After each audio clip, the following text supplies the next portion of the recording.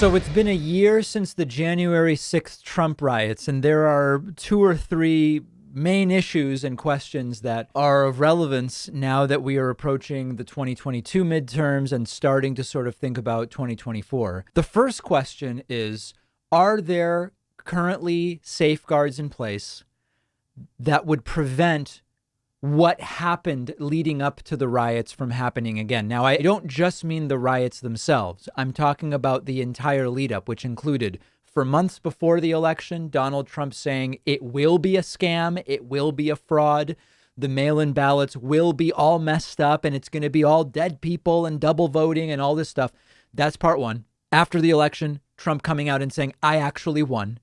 The lawsuits, which were all thrown out, and the calls to do something, the attempts to get Mike Pence not to certify the election, all these different things culminating in the riots. Has anything really been done to safeguard us from that in the future? And the answer is no. And in fact, I believe we're more at risk for something equally or more violent in the future. And there are a number of different data points to look at this. Number one, we have now heard from 3 former military generals that they are worried that if in 2024, the military brass joined in questioning who really won the election, you could have a very different outcome.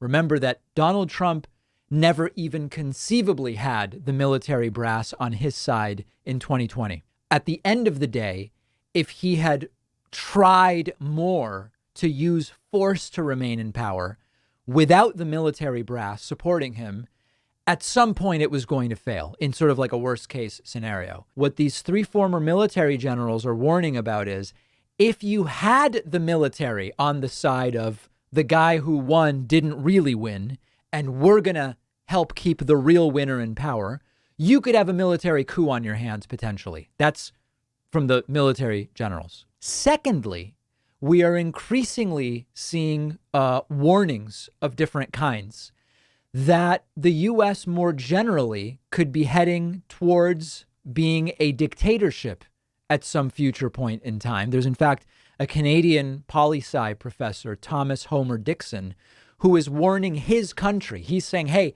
Canada, we need to be very careful because our neighbors to the south, the United States, depending on what happens in 2024, depending on the degree of authoritarianism that comes to power in 2024, in particular worried about Trump or someone like Trump, the U.S.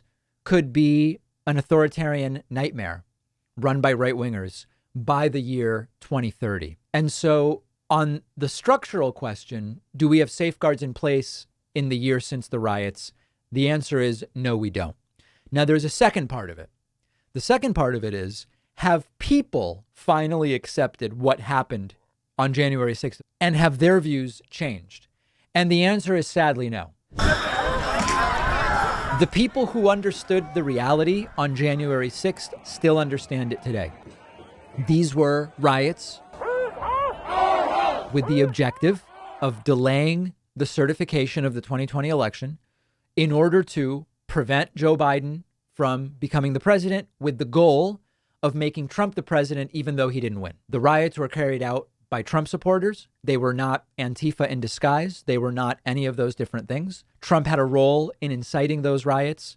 And we have, in fact, learned since that many Republicans, even if they weren't specifically saying, let's make sure there's a riot, were involved in the general idea that there was going to be unrest on that day. And there was a big desire for Mike Pence to participate in saying, I'm not going to accept these ballots, those ballots, or those ballots. That's what we knew last year, and we still know that today. Unfortunately, CNN reporter Donnie O'Sullivan recently interviewed a bunch of Trump supporters now 1 year out from the riots.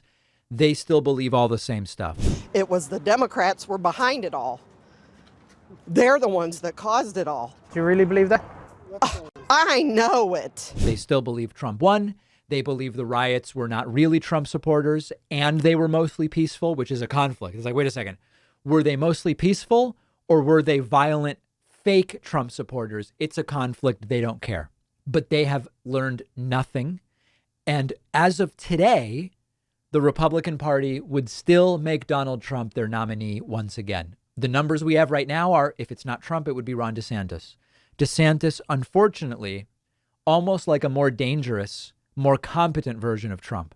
All of the terrible political instincts of Trump, but more competence in order to maybe make them a reality, which is a really, really scary thing. So sadly, I wish I could say this year has been transformative in a great way. Our society has come to understand and accept the truth about what happened on that day, and to say it can never happen again. And no, none of it has happened. We are more at risk of something even worse happening than we were a year ago today. It pains me to say it, but it's where we are today. And of course, the November of 2022 results are going to have a large impact on what ultimately happens in 2024.